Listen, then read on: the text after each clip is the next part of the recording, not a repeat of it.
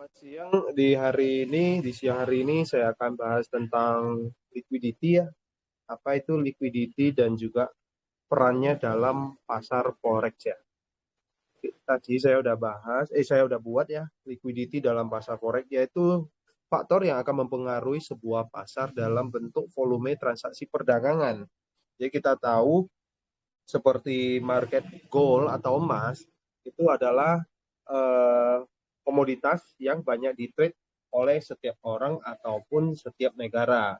Makanya biasanya gold itu lebih volatil atau lebih liquid ketimbang mata uang yang lain. Contohnya di pair Australian dollar ataupun euro USD. Lebih volumenya lebih banyak ketimbang mata uang. Nah, kenapa adanya likuiditas? Karena ada namanya tawar-menawar di pasar tersebut. Jadi kita tahu secara konsep teori perdagangan, ada yang menjual, ada yang membeli. Maka biasanya orang yang membeli akan menawar. Jadi kalau cocok harga, penjual akan melepas barang tersebut. Ya, disitulah yang akan terbentuk likuiditas dari pasar. Nah, kita tahu penggerak pasar terbesar di pasar forex ya ataupun komoditas yaitu pemerintahan, bank, dan institusi besar, di mana transaksi mereka pastinya berjumlah lebih besar ketimbang trader seperti kita-kita. Nah, makanya volume transaksinya yang akan sangat besar. Nah, jadi prinsip mereka bagi big player pasti akan menawar atau membeli dengan harga yang lebih bagus untuk eksekusi atau dalam kurung membeli atau menjual di market tersebut. Supaya apa? Supaya mendapatkan keuntungan yang lebih maksimal ketimbang kita. Nah, makanya ada istilahnya yaitu force breakout atau stop lossan ataupun disebut liquidity gap. Nah, jadi gimana cara mengetahui sebuah gerakan market tersebut termasuk liquidity gap, yaitu dengan cara menunggu liquidity tersebut terjadi. Sebentar ya.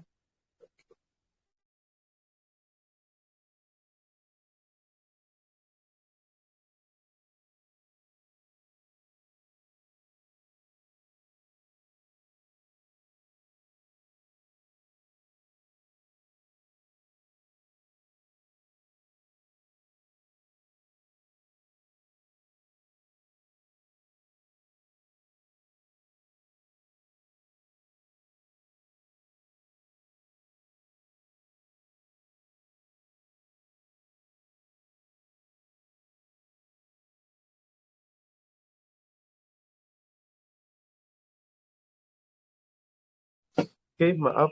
Uh, saya lanjut ya. Jadi, yaitu cara menunggu liquidity tersebut terjadi. Jadi caranya gimana kita bisa memantau market tersebut. Nah, sebelum kita mesti tahu, pahami dulu beberapa area yang rawan atau sering terjadi liquidity. Contohnya, satu, imbalance. Kedua, area support resistan. Ketiga, area supply demand. Yang dimana akan terjadi equal high dan juga equal low. Nah, contohnya, ini kemarin semalam ya, saya baru sell GBP AUD. Di sini yang garis panjang ini ada wick ya. Ini adalah gerakan liquidity. Nah, ini terjadi di mana kalau kita perhatikan. Nah, ini saya bedain ya ini. Nah, di mana di sini kalau yang balok hitam itu adalah zona support resistan. Yang sebelah kiri ini support.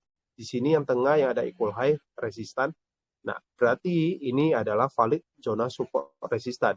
Nah, warna krim ini kenapa? Warna krim ini adalah zona supply.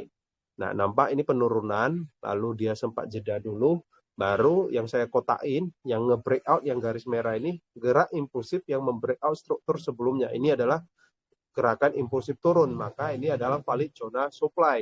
Nah, jadi kalau teman-teman bisa lihat, ini terbentuk equal high, ya. Jadi itu adalah zona SNR. Nah, ini adalah terbentuk garis panjang yang mengarah ke atas itu adalah liquidity. Kenapa? Karena institusi besar atau pelaku pasar yang akan menawar coba membeli harga yaitu di sekitaran 1,87 untuk menjual. Nah, makanya dapat yang lebih maksimal. Nah, biasanya gerakan liquidity ini biasanya ditandai dengan apa? Satu yang paling mudah dilihat yaitu wick yang sangat panjang. Nah, makanya saya sering banget bilang weak rejection ya. Jadi itu adalah salah satu ciri-ciri rejection ataupun salah satu terjadinya liquidity. Nah, di sini saya akan berikan waktu untuk sesi Q&A ya. Jadi beberapa yang akan bahas langsung di TradingView aja. Ini adalah liquidity. Saya coba tunjukin lagi ya, yang beberapa lagi, contohnya di gold. Nah, ini juga adalah liquidity. Yang ini adalah gerakan liquidity. Jadi apa yang kita bisa lihat yaitu tunggu liquidity itu terbentuk ataupun terjadi. Warna krim ini adalah, saya besarin lagi sebelah kanan ini, sebelah kiri maksudnya. Ini kalau kita besarin, kita kasih marking, ini adalah zona support resistan ya. Zona support resistan. Sebelumnya ini adalah resistan, ini menjadi support. Nah, nampak beberapa kali ketahan, ini support kembali naik. Nah, ini adalah false breakout, makanya harga kembali naik.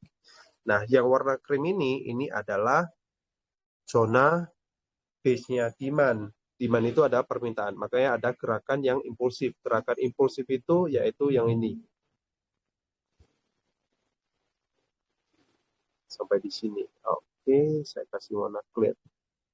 Nah, ini adalah valid gerakan ataupun zona sebelum terjadinya impulsif. Ini banyaknya masuk penawaran, makanya membuat harga kembali naik.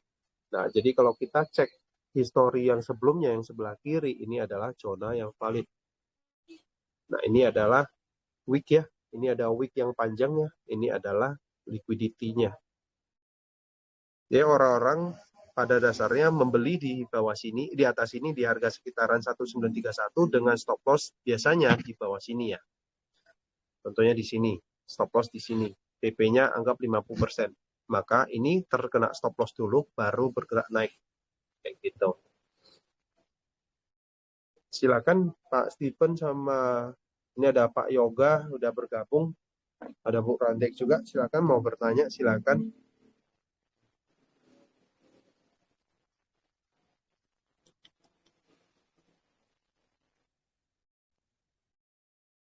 Siang, Coach.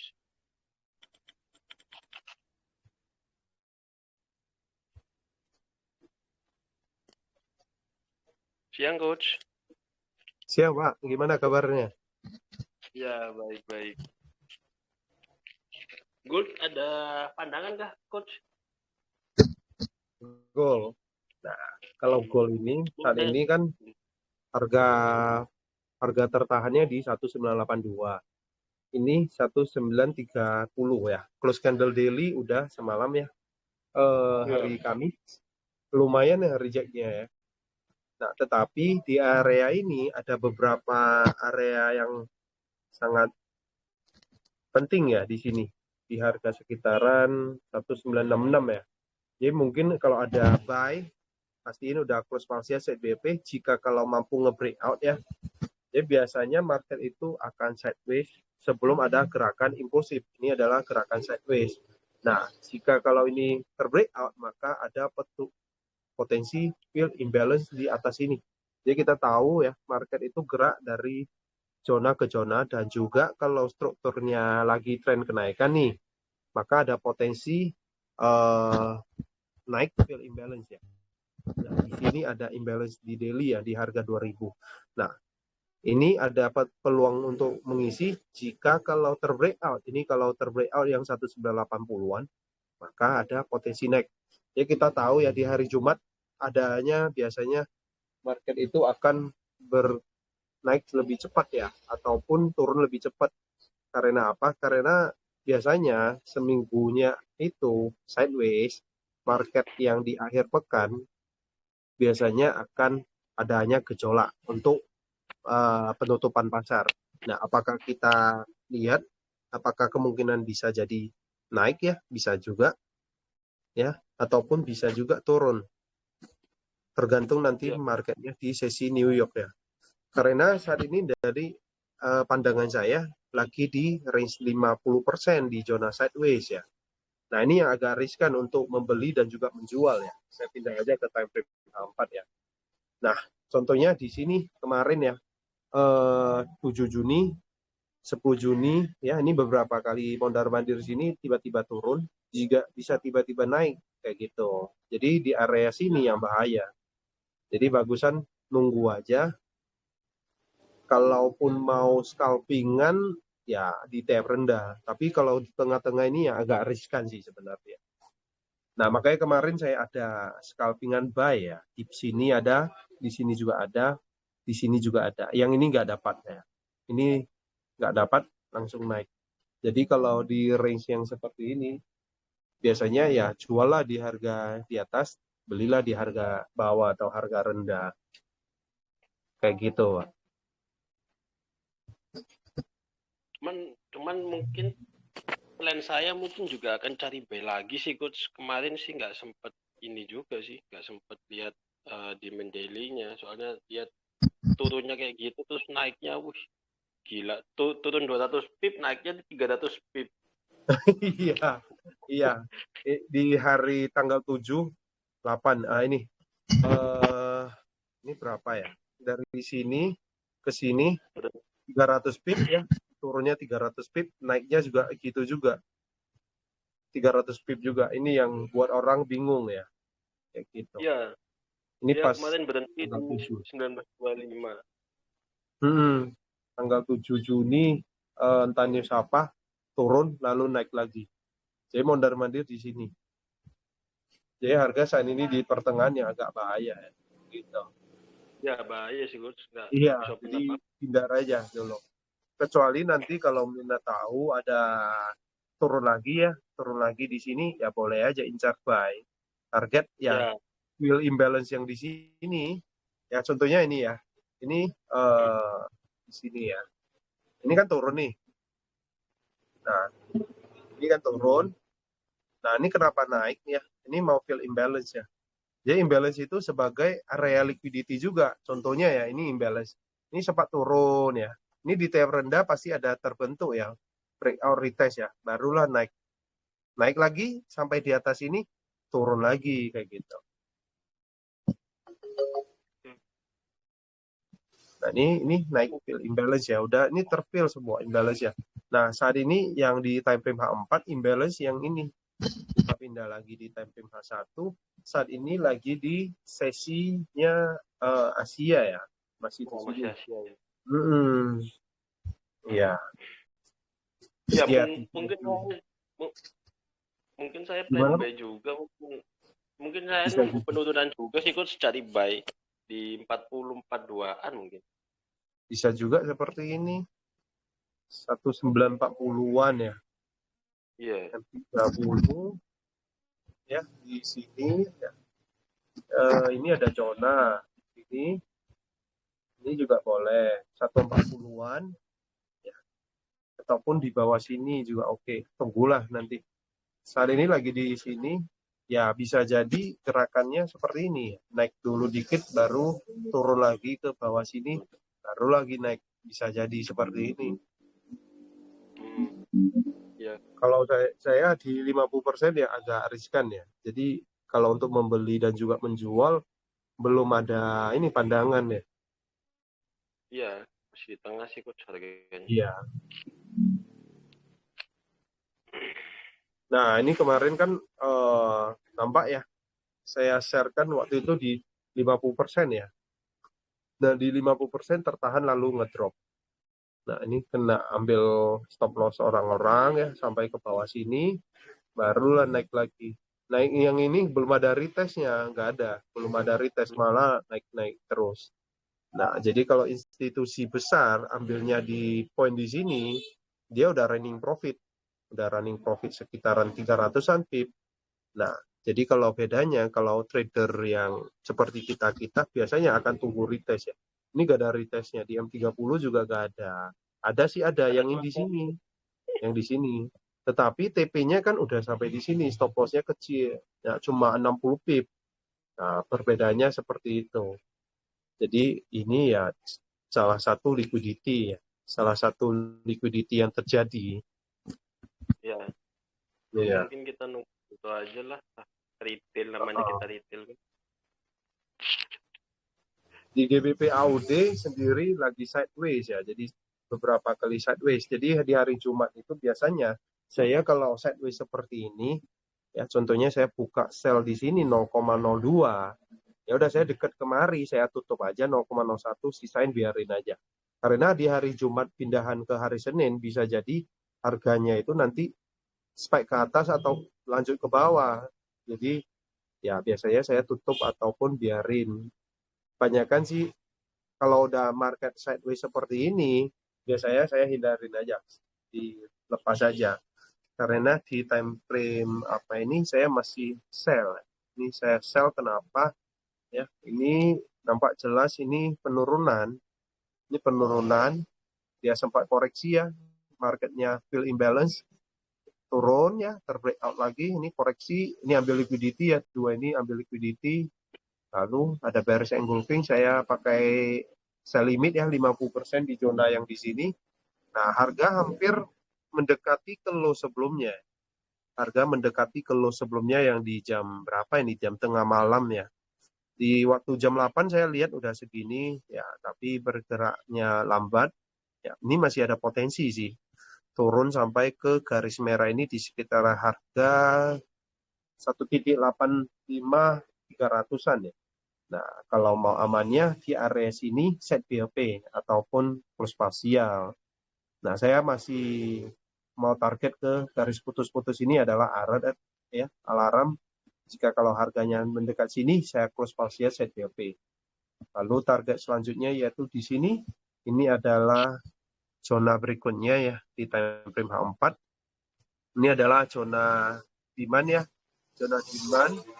Di sini juga adanya equal low ya, di sini ada equal low. Lalu di sampingnya sebelah kiri, jadi kalau teman-teman bisa lihat, ini ada imbalance ya. Ini ada hidden base. Nah, ini yang jadi target saya yang berikutnya. Nah, tergantung nanti geraknya di area sini. Kalau terbreakout maka akan ke sini. Jika kalau di sini ke breakout lagi, maka ada potensi ke bawah sini kayak gitu. Ini untuk GBP Australian Dollar. Bitcoin terbang coach, udah 50 pip. Apanya? Bitcoin yang kemarin saya Bitcoin. share. Iya. Iya, coba lihat dulu. Bitcoin Daily. Buat swing aja sih. Bitcoin. Bitcoin ini bagus sekali, rapi ya. Ini resistan yang tertahan beberapa kali, breakout, retest ya. Ini udah bagus banget untuk buy. Jadi kalau ada buy, target ya ini dari candle time frame daily ya, 28.300. Di sini juga oke, di sini juga oke. Ini untuk Bitcoin, ya. Jadi analisa teknikal mau digunakan di pasar apapun juga bisa ya. Contohnya mau di pasar saham juga bisa. Kemarin saya ada membeli Ultra Jaya ya. Ultra Jaya. Ya ini seperti Bitcoin juga. Nampak ini breakout. Cuma bedanya saham itu pergerakannya volatilnya kurang banyak ya. Maka pergerakan marketnya kurang rapi ya. Nampak ini reject, saya buy sampai di area sini. Ini adalah area supply di weekly. Nah, udah cukup kayak gitu. Jadi pergerakan saham juga bisa. Ini saya lagi baru kemarin saya buy Java. Ini saya buy, ini ada buy limit lagi di bawah sini. Jadi ini ada 2 kali. Jadi kalau saham itu beda dengan forex ya. Kalau forex itu mesti kita kalau turun bisa menjual, tetapi kalau saham kalau belum ada barangnya kita belum bisa menjual, mesti membeli dulu.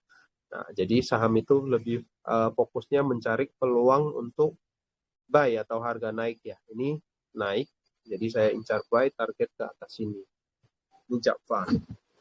Ya, ini breakout, dia koreksi, masuk ke zona demand. Ya, ini warna krim ini zona demand satu lagi, saya pakai buy limit lagi. Nah, di sini saya buy lagi. Saat ini ya pergerakan saham itu ya lambat ya, mau berbulan-bulan.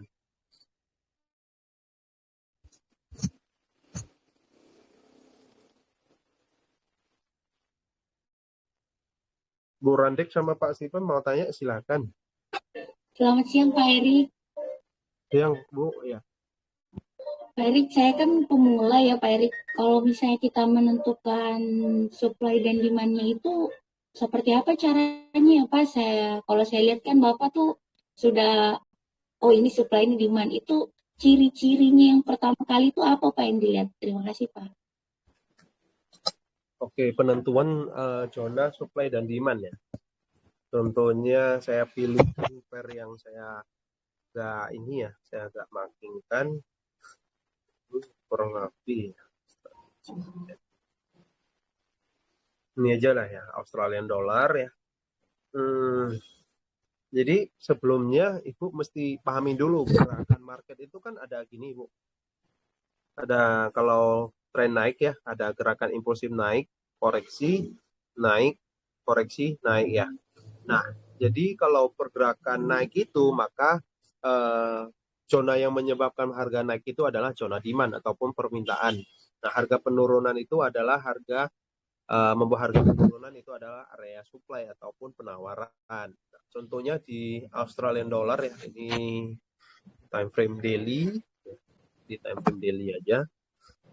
Oke, besaran di H4 aja ya. Nah, di time frame H4, jadi kalau ini adalah market sideways yang di sini ya. Ini adalah market sideways.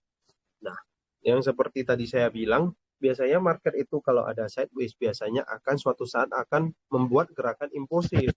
Nah, contohnya di sini ini adalah gerakan impulsif yang membuat penurunan. Nah, sebelumnya ini kan sideways.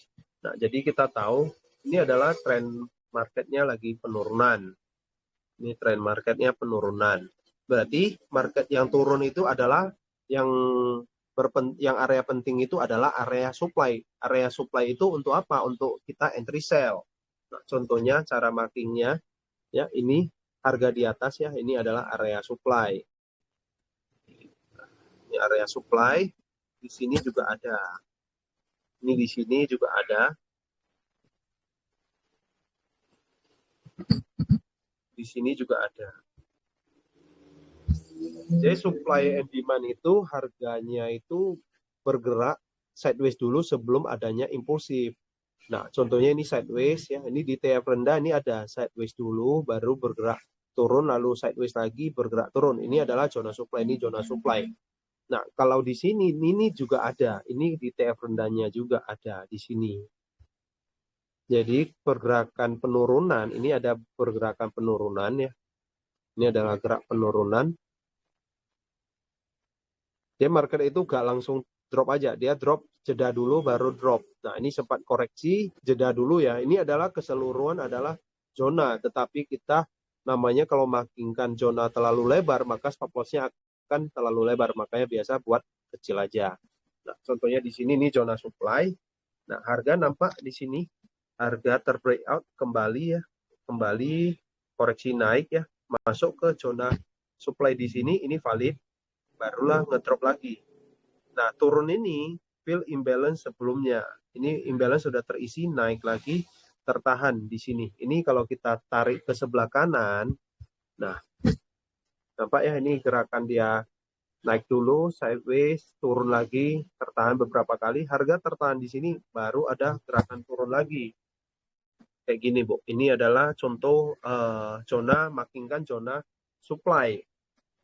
Nah, jadi kalaupun zona supply yang terbreakout, ini kan zona supply sebelumnya ya, terbreakout ya. Ini nampak, ini di sini terbreakout, ambil liquidity ya, turun sampai ke bawah.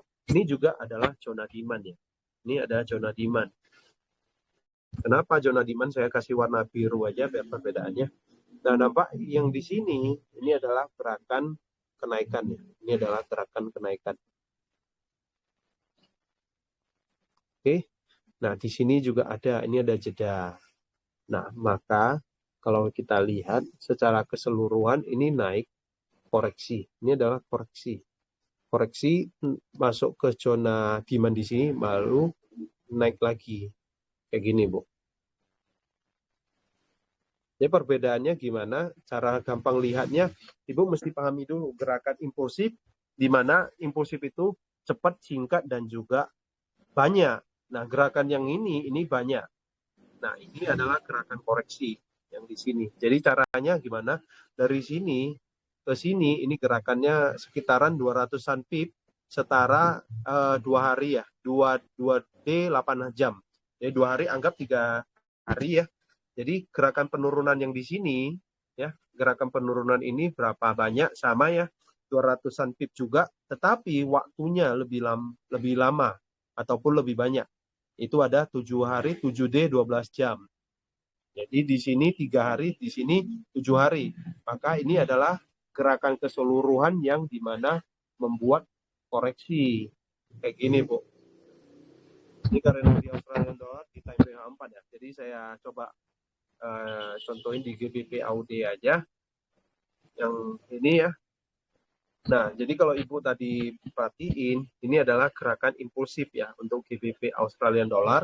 Nah, jadi caranya lihat di sini gerakan yang dari harga 1.88100 sampai ke bawah sini, ini 200 pip sekitaran 7 bar ya, atau 1 harian.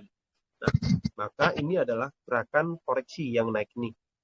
Ini adalah gerakan koreksi, tinggal hitung aja dari yang paling bawah sampailah ke harga atas. Nah, nampak ya perbedaannya. Yang tadi yang pertama 7 bar atau 1 harian, yang di sini koreksi naik 2 hari. Nah, ini naik kenapa? Naik ini fill imbalance yang di sini. Nah, maka di sini ya, ini adalah zona supply di sini. Ini ada zona supply di sini. Nah, kadang-kala market itu kita nggak tahu ya, kita nggak tahu pasti harga itu, market itu bergerak naik koreksi sampai kemana. Nah, makanya kita harus menunggu. Nah, ini kebetulan hanya cuma support resistan biasa aja. Ini zona support, ini menjadi zona resistan. Ini ada beberapa konfirmasi yang digunakan ya. Ini pakai Fibonacci juga. Nampak ini harga naik masuk ke zona golden ratio ya, 618786, ini support resistan, fill imbalance di sini. Kalau di time frame 4 kita pindah di time frame 1, apa yang terjadi yaitu rejection. Ini candle rejectionnya, Bu. Nah, ini candle bearish, di sini boleh sell dengan stop loss di atas ini ataupun di lebih ini aja. Karena di sini ada imbalance yang besar. Nah, maka kesimpulannya di sini, ini zona supply gak tersentuh. Nah, kadang-kala kan orang pakai sell limit nih. Contohnya di sini nih. Oke-oke aja, di sini sell, TP-nya sini. Tetapi harga gak tersentuh, harga udah turun. Kalau di sini berarti sell di sini, stop loss-nya memang agak lebar ya, mesti agak lebar. Sekitaran ya 50 pip ya, 50 pip. TP1 di sini, TP2, TP selanjutnya di bawah sini. Sampai sini cukup jelas, Bu, penentuan zona. Ini kebanyakan zona supply ya. Ini zona supply. Lalu yang tadi. Iya, cukup jelas, Pak. Oh, itu yang dinamakan teknik 50% itu ya, Pak ya? Oh, yang tadi. 50%. Nah, ini nih, Bu.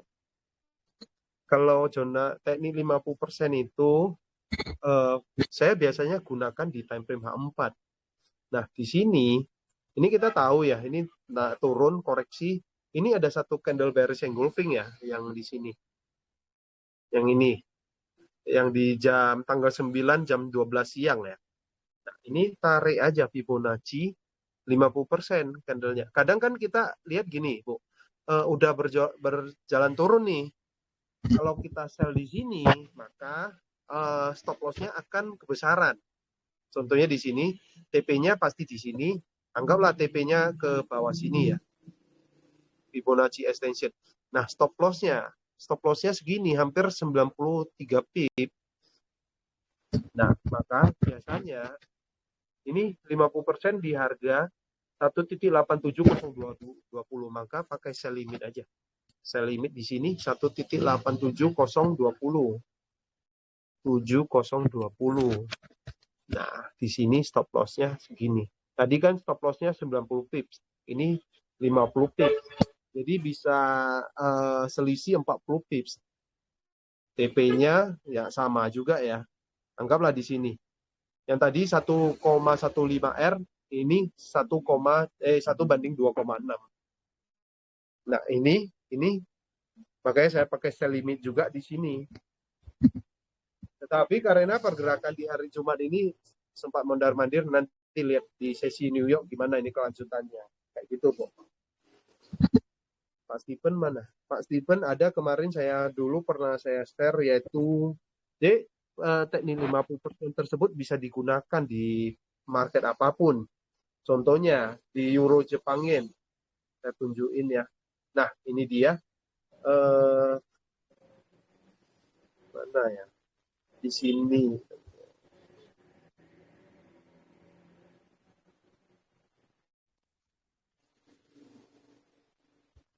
Saya udah lupa ini entah Euro Jepang Yen atau di mana.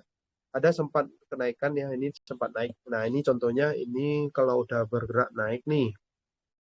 Ini bergerak naik kalau buy di sini. Ini kebetulan dia ambil banyak ya, ini ambil liquidity-nya banyak sampai ke bawah sini baru bergerak naik.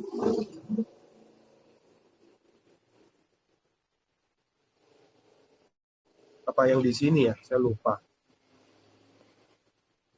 Yang di sini mungkin ya.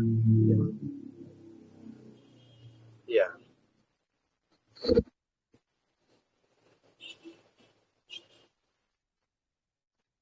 Jadi harga itu biasanya kalau 50% itu semakin besar bodinya, maka tarik aja dari ujung ke ujung, Bu.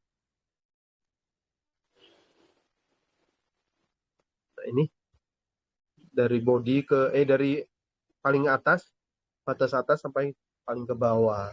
Makanya ini sangat pas banget ya. Ini saya tariknya ya gini sama, Bu. 50% aja dari sini. Ini kalau saya besarin lagi, ini tersentuh sedikit sell limit lalu berjalan kayak gitu, Bu. Tapi dengan syarat ya 50% tersebut jangan di pertengahan. Contohnya di gold ya. Kita tahu gold itu lagi di pertengahan. Saya tunjukin lagi di 50% ya. Nah, yang contohnya di sini nih. Ini ada bearish engulfing ya. Ini ada satu candle bearish engulfing. Ini besar kali mengengulfing sebelumnya. Nah, ini jangan pakai sell limit. Jangan sell limit di sini, jangan. Kenapa? Karena kita tahu memang trennya lagi penurunan ya, lagi penurunan. Tetapi mesti lihat ini jadi faktor utama, faktor pendukung juga ya. Ini batas atas, batas bawah. Harga saat ini lagi di pertengahan. Harga lagi di pertengahan. Jadi agak bahaya. Nah, tetapi kalaupun di atas, contohnya di sini. Ini ada satu candle bearish engulfing ya di tanggal 2 jam 4 sore. Ini pakai 50% juga terambil. Nah, misalnya kalau sell sekarang stop loss-nya kan kelebaran. Nah, ini kalau pakai 50% sell limit maka di harga 197.040 ya. 1975.045. Nah, ini harga terambil, stop loss-nya disesuaikan aja di sini. Ini karena di time frame H4 ya, sekitar 60-70 pip. TP-nya kemana? TP-nya ke sini. Ini udah dapat risk to reward yang lumayan juga 1/3. Kayak gini. Berarti Coach untuk H4 yang terakhir kemarin itu kita juga bisa pakai 50% ya? Kan yang di sini. harga, ini. bukan ya, yang itu sebelah kanan. Yang sebelah kanan ini Coach, yang terakhir ini. Yang ini. Itu. Ya itu. Ini kalau tarik ini tadi kan saya udah marking kan ini ada zona ya. Kalau kita tarik 50%-nya jatuh di mana, Coach? Kita pindah lagi ke time frame H1. Apa ini? Ini di M30 tadi ya. Iya, di M30. Oke. 650 di sini. Ya, bisa juga. Tapi ya bisa juga ke area sini. Ya kalau pakai buy limit di sini, long position ya 1946.900-an, stop loss-nya kan segini nih. TP-nya segini. Tapi saat ini lagi udah bergerak naik ya, lumayan naik. Ya, Agak bahaya juga sebenarnya. Kadangkala teknik tersebut juga nggak bisa digunain juga. Contohnya ya, ini di H1 M30 ya. Ini kan di harga rendah nih. Nah, ini pakai buy limit. Kadangkala kan market itu nggak retrace ataupun nggak retest ya. Ini 1929,500 ya. Kita anggap 600 saja. Nah, ini pakai buy limit, stop loss segini 50 pip, TP-nya ke zona di sini. Nah, di sini dilihat ya, ini walaupun bullish engulfing di zona demand, harga gak retest mengambil buy limit langsung naik, bisa juga. Makanya pernah saya diskusi, saya kalau nggak salah, saya lupa pair apa yang bilang sama Pak Stephen, Australian Kanada ya, kalau nggak salah, saya lupa, atau AUDCAD itu, Pak. AUDCAD ya waktu itu. Kalau nggak salah di sini, saya lupa kapan itu, minggu lalu kalau nggak salah. Di daerah demand, Pak, naik retest baru terambil lah. Yang di sini ya. Iya. Ini adalah zona supply. Nah ini Bu Randek kalau perhatiin ya, ini adalah zona supply. Oke, ya ini sempat koreksi sideways, baru gerakan turun, mondar mandir, equal high keambil, naik ke atas, di sini sell turun, ya tertahan di sini. Waktu itu kalau nggak salah saya sama Pak Stephen pakai M30 atau H1 saya lupa di situ. Di sini pakai langsung sell instan ya. Sell di sini langsung bergerak naik, bergerak turun. Fill imbalance tertahan zona di sini, zona demand, lalu bergerak naik. Kayak gitu, Bu. Jadi 50% itu kadangkala bisa digunakan jika ya kalau harganya ada kembali. Tetapi kalau contohnya yang di gold saat ini, yang semalam, nggak ada kembali. Langsung naik aja. Maka ya teknik ini ya nggak berlaku. Apalagi kalau harga udah naik sampai di atas ini, biasanya ya ini buy limitnya dihilangin aja.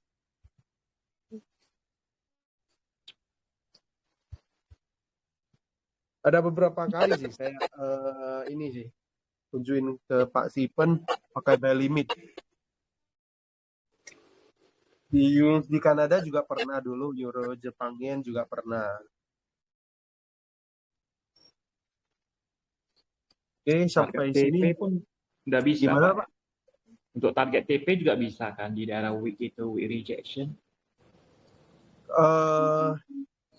Untuk target TP, kalau misalnya untuk target TP imbalance bisa, Pak. Pernah saya gunain ya. Contohnya di sini. TP lah biasanya. Jadi imbalance itu kita tahu ya, market itu akan naik atau turun fill imbalance ya. Nah, contohnya di sini ya. Ini. Daerah sideways. Nah, ini ada imbalance nih. Ini ada imbalance. Nah, ini ke breakout, retest, ambil liquidity, langsung naik ya. Naik lagi, fill imbalance yang di sini. Kayak gini. Jadi, sebenarnya trading itu ya mesti fleksibel ya. Karena kita tahu market itu kan kondisinya nggak setiap saat sama. Ya, contohnya di gold ini saat ini ya udah 1 bulanan sideways ya. Maka ya market itu lagi stabil. Belum ada gejolak apa-apa ya. Nah, kalau lagi bergejolak ya maka marketnya lagi trending. Market trending tinggal tunggu koreksi buy.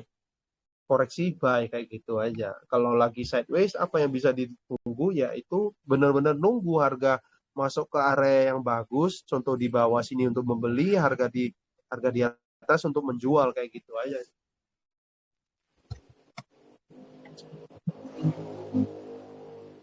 Ada lagi nggak yang mau ditanyain tentang liquidity atau likuiditas? Berarti liquidity itu selalu ditandai dengan wick kayak gitu ya Pak Erik ya? Ditandain dengan wick, iya benar Bu. Karena wick itu ya adalah sebuah penolakan ya. Contohnya di gold yang semalam itu. Pak, bikinin adikmu sirup Pak. memang kadangkala kita terlalu fokus di time frame rendah ya. Di sini memang terbentuk low yang lebih rendah kalau kita pindah ke time frame kecil ya, di M5. Ini marketnya lagi turun. Makanya seperti kata Pak Yoga ya, zona di higher time frame ya, di TF besar harus diperhatiin. Nah, contohnya di sini, ini gerakannya turun, dia turun, koreksi, turun ya, terbentuk low lebih rendah, koreksi lagi, turun lagi lebih rendah. Nah, kadangkala kan kita terlalu terpaku ke time frame rendah ya, berarti di sini adalah zona supply. Harga kembali ke sini. Nah, biasanya kan sell lagi, target ke sini kan gini. Nah, tetapi yang ini adalah zona di time frame besar, makanya harga ya udah sempat turun naik ya. Ini ambil liquidity lalu naik karena di time frame besar. Nah, ini gerakannya ini juga adalah zona supply. Ini adalah zona supply. Jadi market itu ini kan tren turun. Tren turun ini juga ada zona supply. Ya, makinkan zona itu zona supply ya. Ini contohnya, ini market turun, sempat jeda, ini juga ada jeda, melanjutkan penurunan. Ini juga ada juga yang di sini. Nah, ini adalah liquidity. Nampak ya, yang di sini ya, ekor yang ini melebihi zona supply yang di sini, hampir fill imbalance yang di sini. Barulah ngedrop. Nah, jadi kalau trader maka biasanya nunggu valid ya, nunggu valid di sini. Jadi kita nggak tahu ya kapan dia akan turun. Makanya kalau para institusi besar biasanya akan men-sell di harga dapat di sini. Stop TP-nya di sini contohnya. Nah, ini udah running profit sekitaran 870 pip ya. Oke. Nah, kalau trade trader maka tunggu konfirmasi. Oke lah pakai buy sell limit di sini ya. Ini pakai sell limit juga oke, terdapat ambil juga ya. Nah, ini terambil ya, dapat di pucuk di sini, stop lossnya segini di atas sini, TP-nya di sini tadi kan 700-an pip ya, hampir 800 ini bedanya. Nah, ini 600-an pip, jadi kurang lebih seperti itu. Jadi prinsip kerja liquidity ini yang ini, makanya semakin panjang ekornya berarti semakin bagus. Nah, jadi ini bisa pakai sell limit ya yang di sini. Nah, kita nggak perlu sampai stop loss-nya setinggi gini lagi. Kita tahu TP-nya di sini. Ya, ini ada zona. Di sini ada zona. Ya, boleh di atas sini aja. Ini sekitaran 170 pip ya. 17 pip. Ya, ini 17 pip. Genapin lah 20 pip ya, segini. Jadi ini kalau sell-nya 0,01, kena stop loss pun nggak sakit ya. Habis $2. Ketimbang segini ya, ini 300 pip kayak gitu. Nah, biasanya kalau saya week udah panjang segini, ya udah cukup segini aja udah. Kayak gitu. Pak Erik Sampai nanti ya, Bu. Pak Erik nanti saya mau coba belajar markingkan zona. Kalau misalnya nanti kalau Kirimkan misalnya aja. udah selesai, saya kirimkan ke Bapak ya, minta tolong dicek ini benar apa enggak. Bisa nggak Pak Erik kayak gitu? Bisa. Kirim aja nggak apa-apa. Oke. Ada lagi Iya, yang mau ditanya tentang liquidity, zona supply and demand, equal high, equal low, atau apa? berarti liquidity itu nggak harus sama. Kan kalau misalnya kita pakai indikator SMC itu kan dia selalu terjadi tuh equal low itu dia equal high itu harganya sama-sama tinggi. Terus kalau equal high itu dia sama-sama tinggi. Kalau equal low itu kan dia sama-sama rendah. Ternyata nggak selalu seperti seperti ini kan ada EQH nih. Ini ada equal high. Di sini kayaknya hampir membuat equal low yang di sini. Ini malah sideways di sini kayak gini. Ini juga ada equal high. Di sini ada. Nah, equal high, equal low ini contohnya equal high. Biasanya equal high itu terbentuk karena di area tersebut ada zonanya support resistan. Contohnya di sini. Oh, Nah, jadi biasanya, nah ini berarti kan area ini gagal naik ya. Beberapa kali iya. tertahan turun, beberapa kali tertahan turun. Maka orang-orang pada dasarnya kan nunggu di atas ini di balok hitam baru menjual. Nah, makanya ada gerakan yang manipulasi ya, ambil liquidity. Ini adalah institusi besar ambil orderan barulah ngedrop kayak gini, Bu. Oh, Iya. memang sebaiknya menunggu Pak ya dibanding langsung oke langsung sell atau langsung buy kayak gitu Pak ya. Iya. Makanya saya biasanya tunggu ini terjadi. Ini terjadi barulah sell. Nah, harga waktu itu kan udah berjalan turun nih, harga udah berjalan turun. Ya udah apa yang bisa dilakukan yaitu coba pakai sell limit. Nah, kadangkala teknik ini nggak berlaku. Kadangkala kan market itu kita nggak tahu, tiba-tiba langsung ngedrop ini. Contohnya, berarti sell limit ini nggak terambil. Maka ya udah berarti nggak dapat rezekinya ini kayak gitu. Oke Pak Erik, berarti nanti indikator di TradingView saya hapusin aja deh. Coba Soalnya saya jadi makin ini bingung. manual aja nggak apa-apa, Bu. Pakai bantuan pun oke juga. Nggak apa-apa. Cuma kadang kalau bantuan itu semakin nggak paham deh Pak Erik.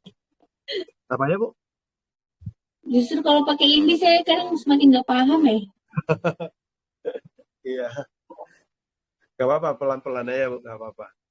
Iya, nanti saya coba ada 4 pair Dengarkan itu aja, yang share-kan aja, gak udah. apa-apa. Iya Pak Oke. Erik, siap. Cukup jelas ya, Pak Stephen sama Pak Yoga. Ada lagi yang mau tanya kan? Jelas Saya juga banget. sih ikut. Cuman izin ini aja ikut discuss aja sih sama Bu siapa namanya Bu Bu Randek. Rani ya. Iya, Randek. Ya. Bapak ya. Itu untuk liquidity yang udah dijelasin Coach Erik tadi tuh udah ini sih udah cukup jelas sih kalau menurut saya. Cuman nah jadi itu setahu saya sepengalaman saya nih hindari aja zona-zona yang udah tersentuh sama harga. Kan banyak weak-weaknya itu jangan masuk di situ. Cari zona di Oh, atasnya atau di bawahnya. Betul nggak, Coach? Benar.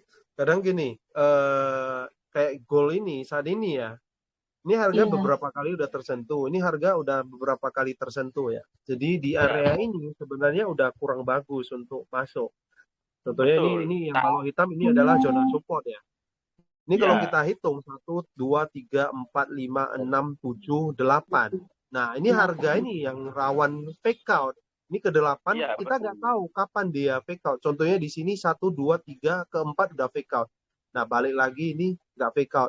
Rupanya yang ke-9 fake outnya dalam banget ini. Barulah naik lagi. Kayak gini.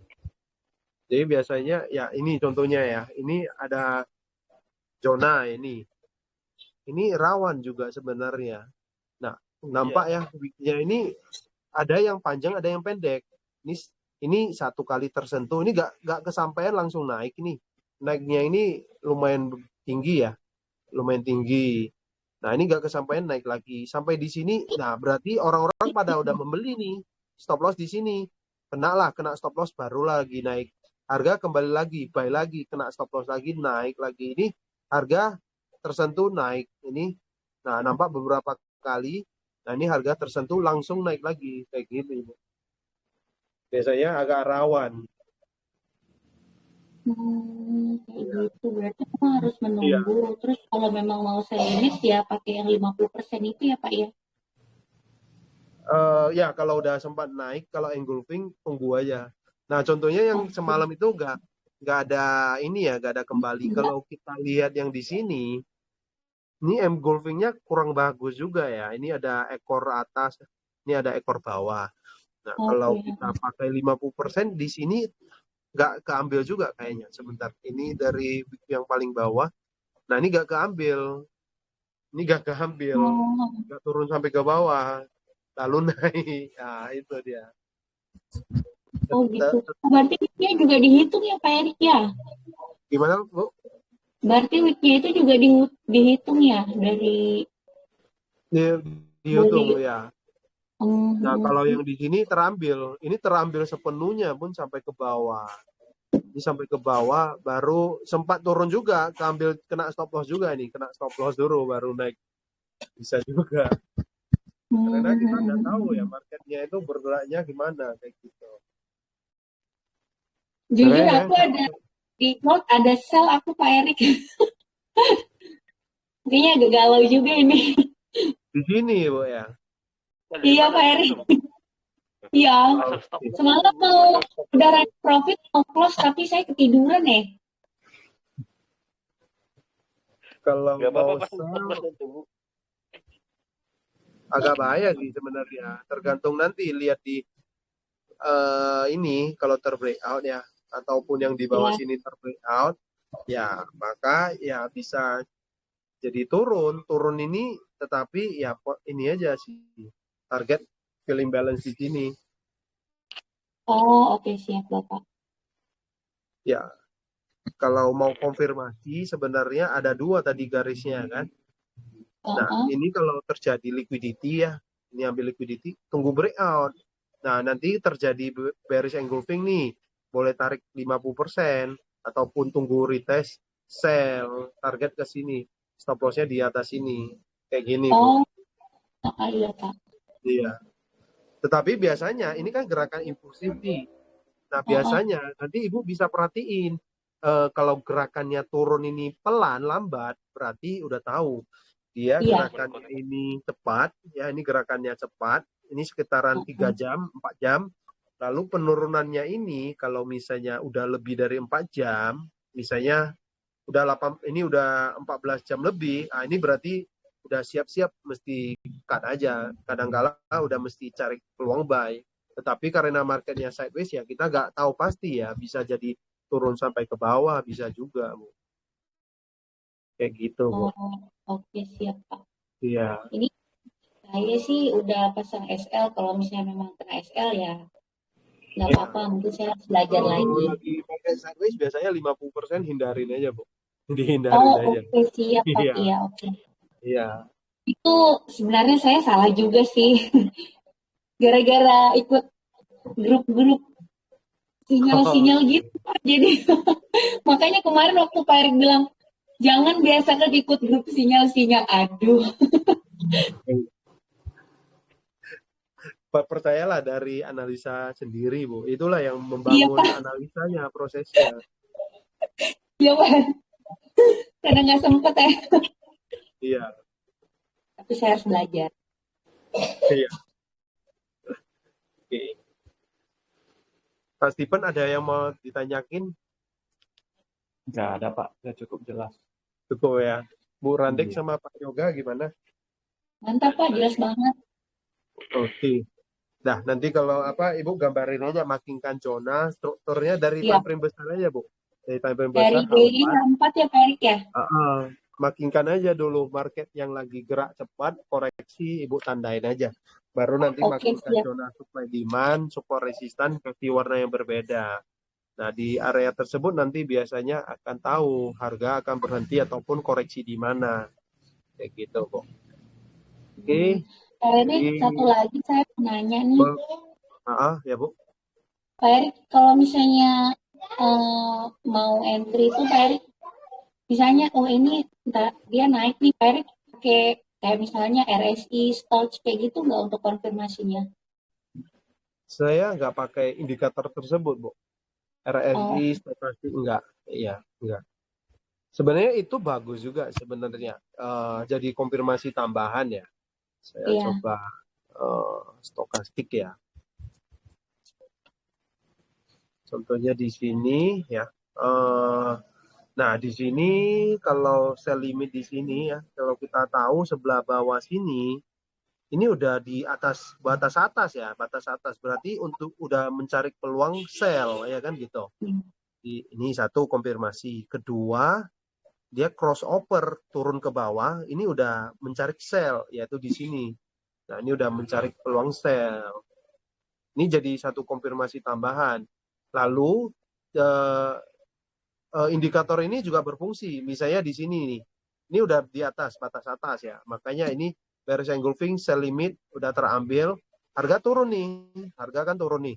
Harga turun. Nah, harga udah di bawah. Harga udah masuk ke kotak bawah atau kotak putih, berarti udah boleh exit atau cut profit manual kayak gini. Ini ya indikator ini bisa digunakan juga, Bu. Tergantung ini sih sistem trading masing-masing. Jadi stokastik ini ya fungsinya sebagai area kapan untuk entry. Berarti kalau sell tunggu benar-benar harganya ini indikatornya di atas, sell di atas, jual lah misalnya keluar kapan harga benar-benar udah masuk ke kotak biru putih bawah udah keluar kayak gitu. Jadi kalau saat di pertengahan, coba saya pindahin di goal ya, pasti lagi di pertengahan. Oh enggak, saat ini lagi di atas nih, lagi di atas. Nah, ini lagi di atas kayak gitu, Bu. Berarti tunggu aja kalau misalnya marketnya benar-benar naik lagi, berarti kan ini makin ini nih, main ke atas. Nah, nanti di area sini kalau dia cross atau cross ke bawah, berarti udah boleh sell. Boleh sell. Nah, ini nanti ini kan turun nih. Ini contohnya marketnya turun, ini biasanya mengikuti. Nah, sampai ke bawah sini ya udah exit aja. Udah sampai di sini exit aja ataupun di tengah-tengah ini close partial set BP kayak gitu. Tergantung ini sih. Iya. Tinggal dikembangin aja. Nyamannya gimana, enaknya gimana. Jadi indikator itu ya sebagai apa namanya? Sebagai konfirmasi tambahan. Oh, Kalau oke, saya siap, Pak. pribadi enggak. Iya. Boleh-boleh saja, Bu, digunain. Tinggal ini aja. Tinggal di apa namanya? Dikembangin aja, Bu. Oke, siap, Pak Erik. Ya. Oke, Pak Yoganya udah ini keluar. Oke, jadi saya, kalau nggak ada lagi yang mau ditanyain, saya masuk ke kesimpulan ya. Jadi liquidity ini akan menjadi sebuah konfirmasi tambahan dalam analisa trading. Tetapi harus diingat ya, sebagus apapun dalam analisa trading ya, itu tidak akan menjamin sebuah hasil trade yang akan 100% sesuai dengan setup ya. Maka selalulah gunakan stop loss yang dimana fungsinya sebagai pembatas resiko jika market sudah bergerak tidak sesuai dengan analisa setup. Nah, contohnya di sini, kebetulan di 1 minggu yang lalu atau 2 minggu yang lalu, Euro AUD saya ada buy, saya kena stop loss 1 kali, itu sebenarnya ada 3 kali ya, 3 kali buy. Yang ketiga kali saya kena stop loss. Nah, kalau teman-teman lihat, itu yang kena stop loss saya 35 pips. Nah, maka lebih bagus kena stop loss daripada floating minus sebanyak 570 pip. Jadi asumsi aja entryan slot saya 0,02, ini anggap aja market USD ya. Jadi kalau misalnya 0,02 35 pip itu setara minus $7, habis uang $7. Nah, tetapi kalau nggak pakai stop loss maka akan floating minus sebanyak 104 pips ya, ataupun $57 kali 2. Nah, semoga pembahasan di hari ini bisa menambah wawasan buat teman-teman. Dan juga terima kasih atas atensinya di siang ini. Semoga bermanfaat ya. Iya. Pak Erik, tanya lagi Nah. satu. Oke, Bu, boleh ya. Pak Erik, saran pair apa yang kira-kira patut untuk maksudnya pair apa yang cocok untuk dianalisa lebih dalam kalau menurut Pak Erik? Oke, coba pilih yang Euro USD, AUD USD dulu, Bu. Euro USD, AUD USD, USD Jepang Yen, oke. Lalu tambahan dari Pak Tipen, Australia New Zealand juga oke sih. Jadi sebenarnya kalau enaknya trade itu, analisa itu sebenarnya pilihlah market yang benar-benar rapi ya. Contohnya di Australia New Zealand. Kita tahu Australia New Zealand itu pergerakannya sangat lambat ya. Ini contohnya ini kemarin pakai sell. Nah ini sell limit ini gak kesampaian ini. Sell limit gak kesampaian lalu lah ngedrop. Nah ini contohnya ini apa namanya trend naik ya, nge-break out equal high keambil, ini kembali ke zona, turun lagi, nge-break out ambil equal high, kembali ke zona di sini, bearish engulfing, sell limit gak keambil, stop loss di sini, lalulah ke TP kayak gini. Yang per AUD oke, USD Jepang Yen juga oke, USD Jepang Yen, nah ini Ibu bisa lihat ya, ini rapi banget, ini tren naik, koreksi, ya, ini sempat sideways, jeda ya. Ini tren naik, koreksi lagi, sempat sideways, turun lagi, ambil liquidity, lalu naik lagi.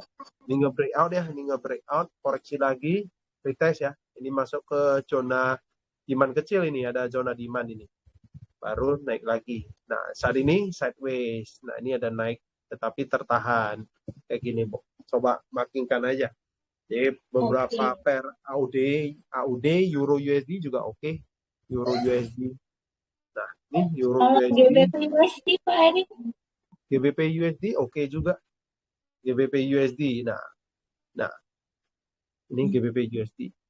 Nah, kalau GBP USD kalau karakternya di gimana, Bu? Pak Erik, kalau USD CHF, Eh, AUD CHF.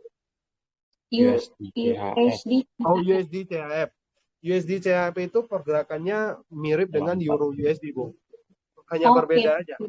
Ya, jadi kalau Ibu analisa Euro USD, maka USD CHF-nya tinggal kebalikannya aja, Bu. Kayak gini. Oke, Iya, siap. iya. Oke, siap Pak. Oke. Oke. Ya udah jam 2, udah 1 jam. Iya, Oke, terima kasih teman-teman atas waktunya. Selamat siang. Oke. siang Pak Erik. Oh.